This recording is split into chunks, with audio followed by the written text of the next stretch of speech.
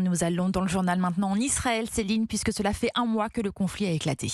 Et l'armée israélienne continue d'étendre ses opérations terrestres dans la bande de Gaza. Ce matin, Tsahal annonce avoir pris le contrôle d'un bastion du Hamas au cœur de Gaza. William Molinier, vous êtes l'envoyé spécial d'Europe 1 en Israël. La nuit dernière, le Premier ministre Benjamin Netanyahou a promis de prendre la responsabilité de la sécurité dans la bande de Gaza pour une période indéterminée à l'issue de la guerre. Qu'est-ce que cela signifie concrètement ?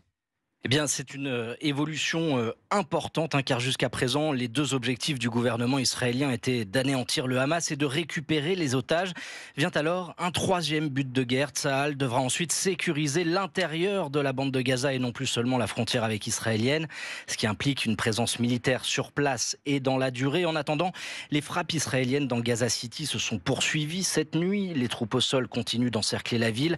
Avant-hier, la 36e division a atteint la côte méditerranéenne. La bande de Gaza est coupée en deux. Le Hamas n'a donc plus de relais logistique terrestre entre le sud et le nord de l'enclave palestinienne. Pour les civils, un nouveau corridor d'évacuation a été ouvert depuis 10 heures ce matin et ce jusqu'à 14 heures pour permettre aux habitants de rejoindre le sud de la bande de Gaza. Dans les prochaines heures, l'armée israélienne va poursuivre sa stratégie d'étouffement de la ville du nord. Les snipers de Tsahal ont pris position dans les immeubles de la périphérie. L'objectif est de faire sortir de terre les membres du Hamas qui sont cachés dans les souterrains. Ce matin, l'armée a annoncé avoir éliminé Wael Assefa, le commandant du bataillon Der al-Bala, un des principaux responsables opérationnels de l'attaque du 7 octobre. William Molinier, envoyé spécial en Israël pour Europe 1. Merci.